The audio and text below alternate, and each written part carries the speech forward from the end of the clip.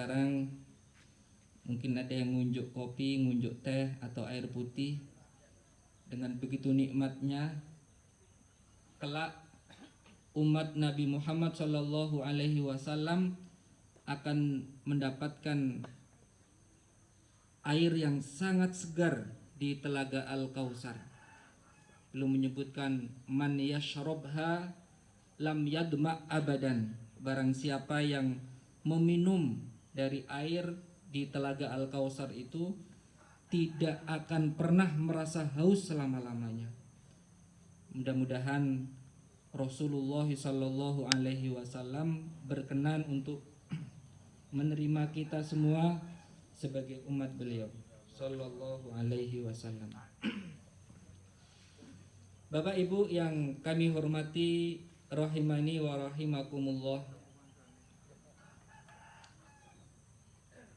Pada pertemuan Sabtu pekan pertama, kami mendapatkan amanah dari guru kami Dr. Syakir agar kami menyampaikan materi tentang akidah. Materi ini merupakan materi yang sangat penting dan perlu untuk kita pelajari bersama, karena akidah adalah sesuatu yang tidak nampak. Sebagian para ulama menyebutkan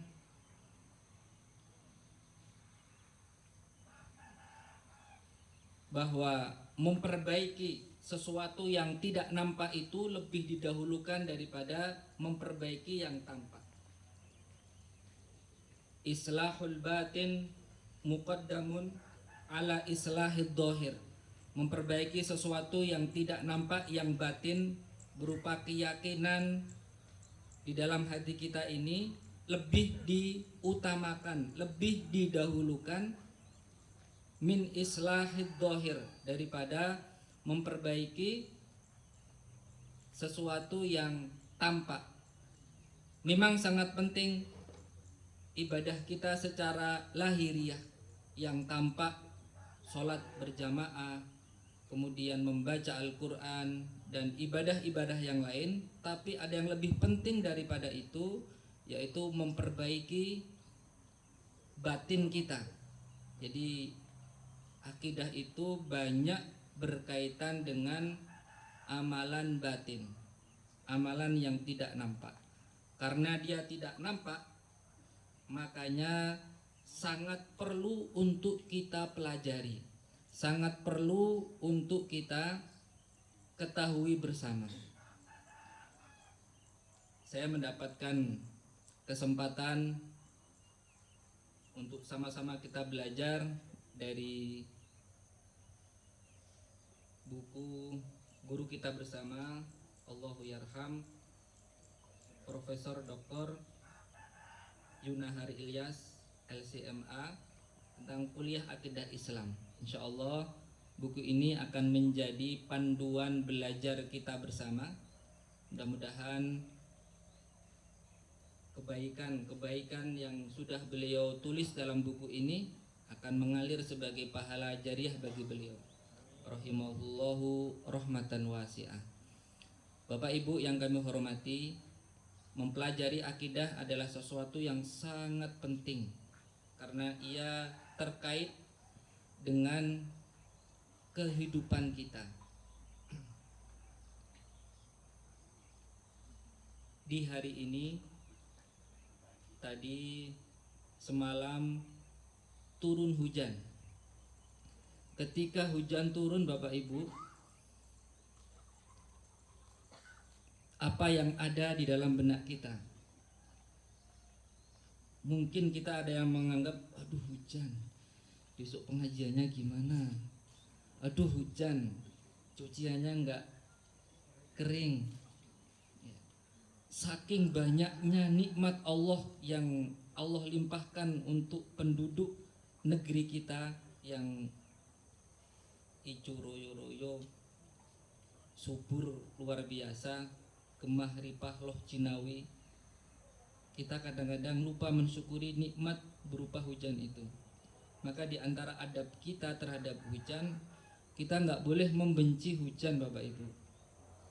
Karena hujan adalah anugerah dari Allah. Ini salah satu praktek dalam kita berakidah Islam.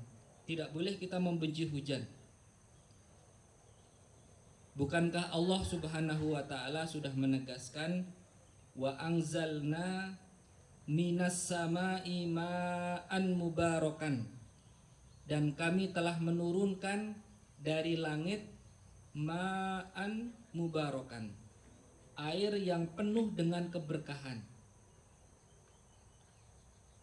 Berarti air yang paling murni itu adalah air hujan, karena dia baru datang dari langit, sangat dekat dengan Allah Subhanahu wa taala. Di dalam hadis riwayat Muslim disebutkan ketika Rasulullah Shallallahu alaihi wasallam bertanya kepada seorang budak wanita, "Ainallah?" Allah ada di mana? Belum menjawab, Allahu fis sama, Allah ada di langit. Maka Rasulullah menyebutkan, "Aqtiqha fa innaha mu'minah." Bebaskan budak ini karena dia orang yang beriman, benar imannya. Kita pun kalau berdoa juga mengangkat tangan ke arah langit karena memohon kepada Allah Subhanahu wa taala yang berada di atas arsy. Nah, hujan merupakan keberkahan yang Allah turunkan, maka kondisinya kita bersyukur dulu. Alhamdulillah, Allah menurunkan keberkahan, kenikmatan yang luar biasa. Dari air itu nanti bisa menjadi rizki bagi makhluk-makhluk Allah, bagi tumbuh-tumbuhan, bagi hewan-hewan. Kemudian dari air itu pula diberikan kehidupan.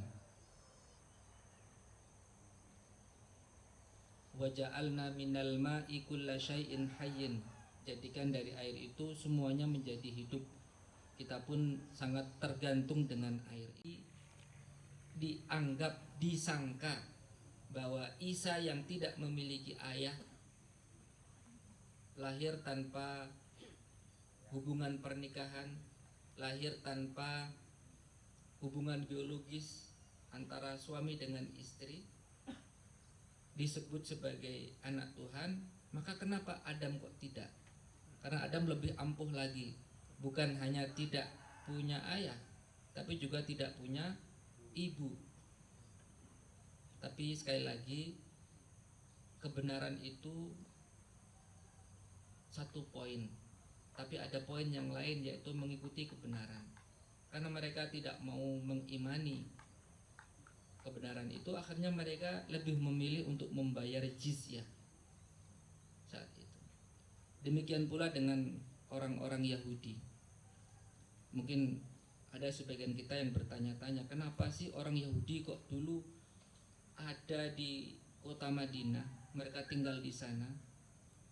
Karena mereka sudah sangat tahu betul dari kitab suci mereka bahwa Nabi akhir zaman itu nanti akan muncul dari tempat yang banyak pohon kurmanya. Maka kita ketahui bahwa negeri yang banyak pohon kurmanya adalah negeri Yasrib saat itu. Maka mereka berbondong-bondong pindah ke Madinah untuk menunggu Nabi akhir zaman. Bahkan mereka sudah sangat kenal ciri-ciri Nabi akhir zaman itu, sangat detail mereka paham, sehingga Allah mengabarkan, menginformasikan, ya'rifunahu kama ya'rifuna abna'ahum. Mereka sudah sangat kenal dengan Nabi akhir zaman itu sebagaimana mereka mengenal anak-anak mereka sendiri. Jadi kalau anak sendiri kan tahu Bapak Ibu, ini ada tanda lahirnya di mananya, ini ciri-cirinya sudah sangat jelas. Tapi mereka tidak mau beriman, hasadan min indi anfusihim, karena rasa dengki di dalam diri mereka. Karena kedengkian, yang mereka tunggu-tunggu itu nabi dari kalangan Bani Israel. Ternyata kok yang muncul justru dari bangsa Arab yang tidak pernah mereka sangka-sangka sebelumnya. Hasadan min indi anfusihim, karena mereka dengki, sehingga mereka tidak mau beriman. Bapak Ibu yang kami hormati, rahimani wa rahimakumullah, apa itu sumber kita belajar dari akidah Islam ini? Sumbernya sudah sangat jelas, yaitu Al-Quran dan As-Sunnah As-Sahihah. Al-Quran dan hadis Nabi SAW yang sahih, itulah sumber dari akidah agama Islam. Maka ini disebutkan dalam Majmu' Fatawa Syekhul Islam Ibnu Taimiyah, itu pernah ditanya, bagaimana kami harus mengambil akidah? Maka beliau menjawab dengan jawaban yang sangat indah.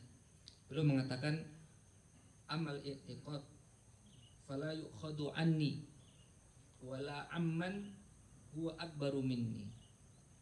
Untuk urusan akidah, jangan mengambil dariku, juga jangan mengambil orang yang lebih besar dariku ketokohannya. Bal yu'khadu anillah, tetapi untuk masalah akidah ini diambil langsung dari Allah wa rasulihi, dan dari rasulnya, wa ma ajma'a alaihi salaful ummah, dan apa yang sudah menjadi kesepakatan konsensus para sahabat, tabi'in dan tabi'ut tabi'in.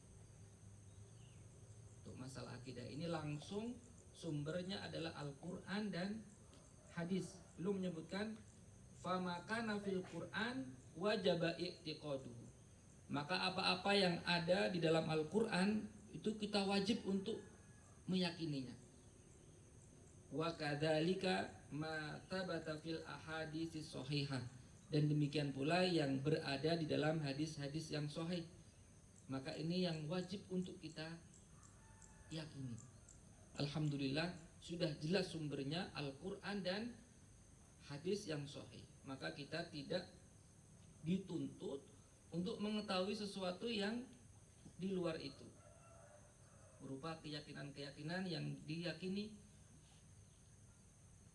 Maka kita ingat Bapak Ibu, ketika Nabi Yusuf di penjara, beliau memberi nasihat kepada dua temannya, ya sahibayis sijni, wahai temanku yang sama di penjara ini, a'arbabun mutafarriqun amillahul wahidul qahar, apakah kalian itu beriman menyembah kepada Tuhan-Tuhan yang banyak dan berbeda-beda itu, atau lebih beriman kepada Allah yang Maha Esa, yang Maha Kuasa?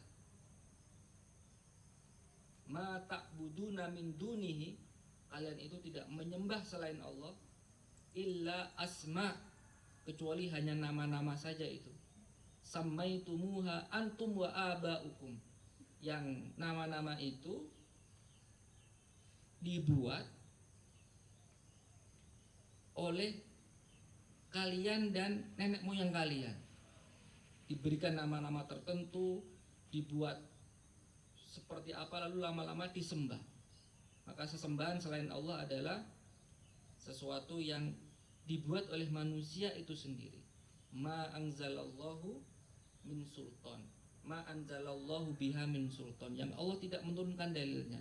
Maka cukup bagi kita kalau ingin memperhatikan akidah adalah mengambil langsung dari Al-Quran dan Sunnah As-Sahihah, agar kita paham apa yang dimaui oleh Allah Subhanahu wa Ta'ala dan juga Rasulullah Sallallahu Alaihi Wasallam. Bapak Ibu yang kami hormati, rahimani wa rahimakumullah, sudah 6:30, kurang 7 menit. Maka pertemuan pada pagi hari ini kami cukupkan. Mudah-mudahan yang sedikit ini bisa menjadi pengantar kita bersama untuk belajar akidah, dan insya Allah materi akan kita lanjutkan pada pertemuan Sabtu pekan pertama yang akan datang untuk materi akidah. Terima kasih atas perhatian dari Bapak Ibu sekalian. Wassallallahu ala nabiyina Muhammad. Fastabiqul khairat. Wassalamualaikum warahmatullahi wabarakatuh. Warahmatullahi wabarakatuh. Alhamdulillah, jazakumullah khairan Ustaz atas penjelasan yang begitu detail. Alhamdulillah. Mungkin masih 5 menit Ustaz, ada 1-2 pertanyaan. Ya bagi bapak-bapak atau ibu yang mau bertanya kepada Ustaz Anang Fatur Rahman, kami persilahkan 1 atau 2 pertanyaan. Kemudian ada pengumuman dari panitia. Ya sambil ngopi Bapak Ibu rahimakumullah. Di sini ngopinya gratis. Kalau mau beli insya Allah di Kopi Sajadah nanti bisa buat oleh-oleh pulang. Di depan tadi. Di sini insya Allah gratis. Kemudian kalau ibu-ibu mau ngersake mau dibawa pulang bisa membeli di Kopi Sajadah di depan. Ya saya persilahkan. Monggo yang mau bertanya.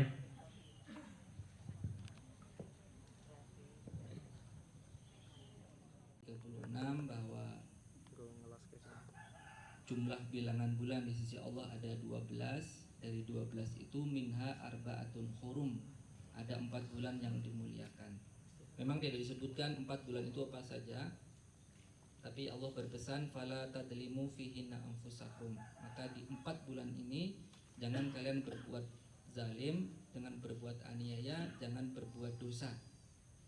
Apakah artinya di luar bulan ini perbuatan dosa diperbolehkan? Bukan. Di sepanjang bulan, di sepanjang tahun perbuatan dosa tetap dilarang.